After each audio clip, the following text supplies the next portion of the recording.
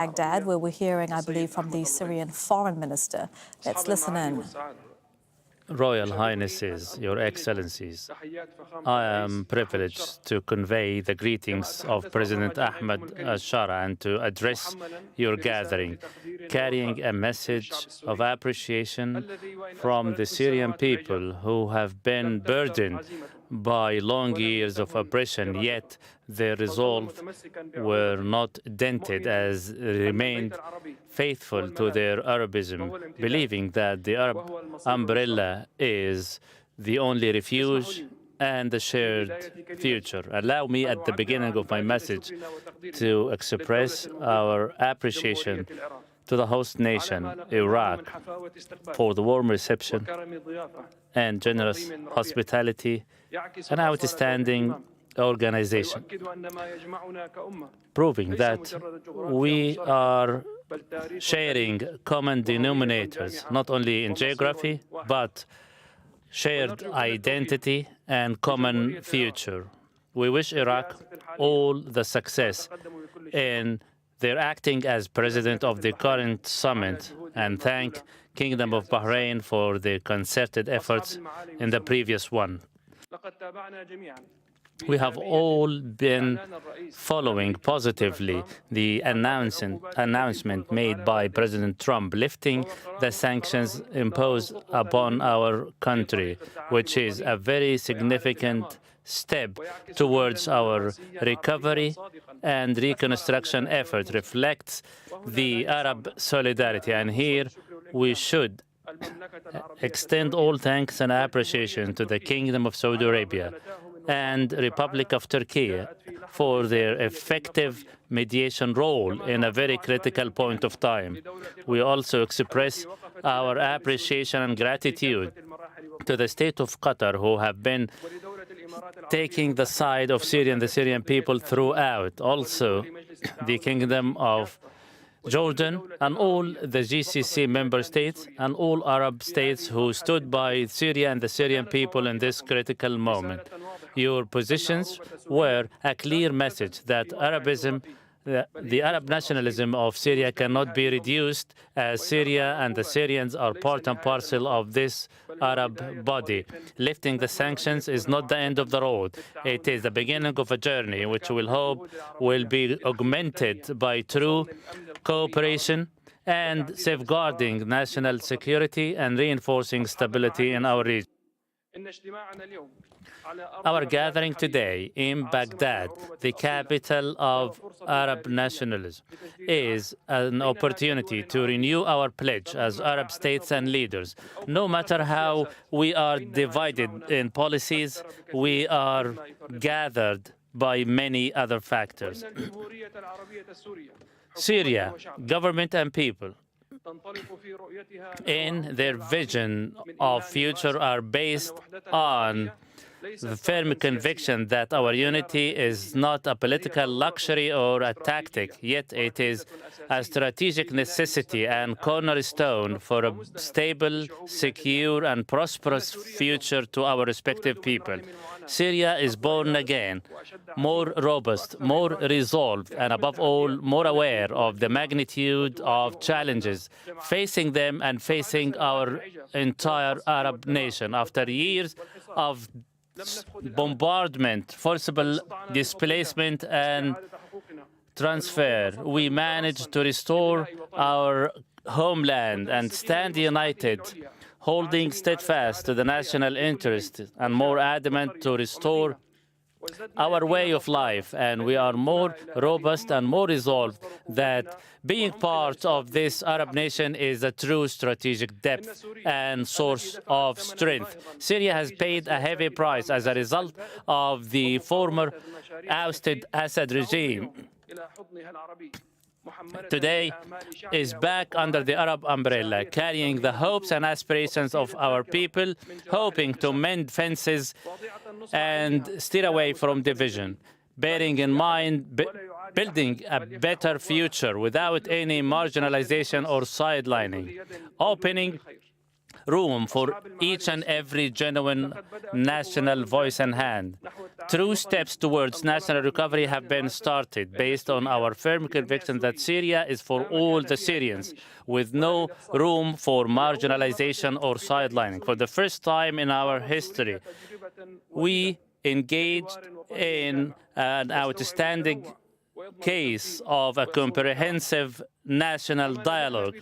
We also succeeded in forming a comprehensive government expressive of all the components of our fabric and translating our policies into just decisions. We are also continuing with our efforts to explore the future of those missing and hold those responsible for the former crimes to account. And now we are putting the finishing touches for the launch of a national program representative of all the national Syrian people and forming a constitutional committee to draft the constitution that will pave the way for a rule of law, not the rule of anarchy.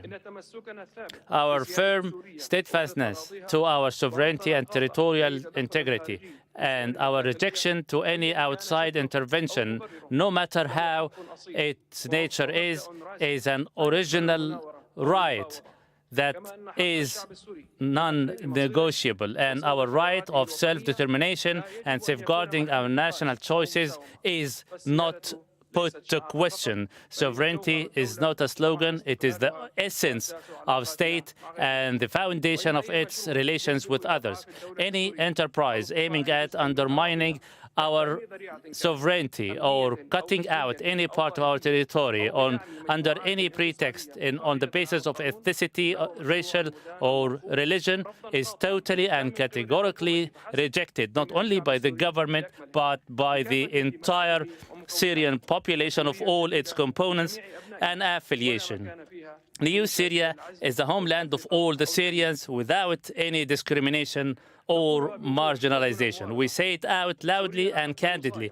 Syria cannot be under any mandate or be turned into a battlefield for foreign conflicts. We seek balanced relations based on mutual respect, not dictated orders. We refuse to be part of any axis against any other or be part of any polarization. We believe that any difference, no matter how long it drags, the history cannot be wiped out. And within this context, we commend each and every genuine Arab step that contributed to ending our isolation and lifting the sanctions, which are reflective of historical awareness and responsibility that a stable, strong Syria is a linchpin to the stability and security of us all. We gather today as Syria still faced with massive, grave challenges undermining our independence and also open doors for conflicts and division. Even after our liberation on 8th January, we are still paying a heavy price as a result of foreign intervention and outside forces. We are faced with partisan groups who are not concerned with our national interest, yet channeling our crisis to their benefit. First, the continuation of remnants of ISIL as they are regrouped and utilized by foreign forces in order to constitute more pressure in violation of the rule of law. The highest challenge is the secret plots of systematic attempts to undermine the social fabric and sow the seeds of division among the Syrian people. Today, we see support of separatist groups, sectarian groups aiming and undermining the state institutions and sowing the seeds of division among one Syrian people. These are not random, yet calculated attempts to plunge our country into decades of conflicts and confrontation and ridding us of our sovereignty. Some aim at rendering Syria into an example of division.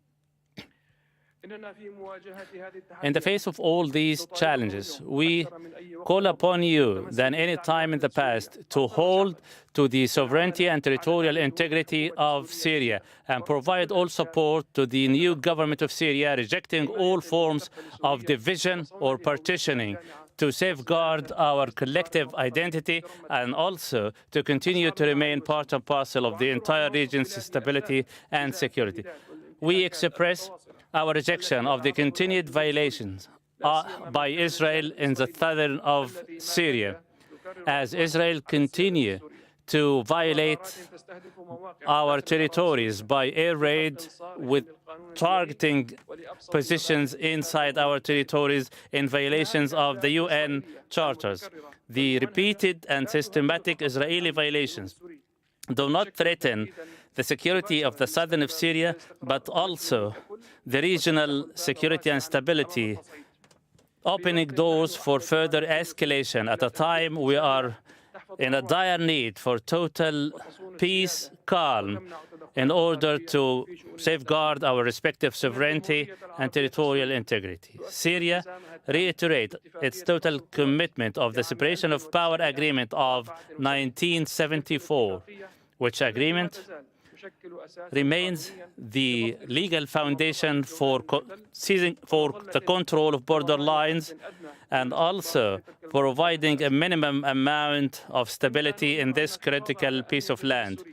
Preserving the security of our south is part and parcel of maintaining sovereignty over our all territories.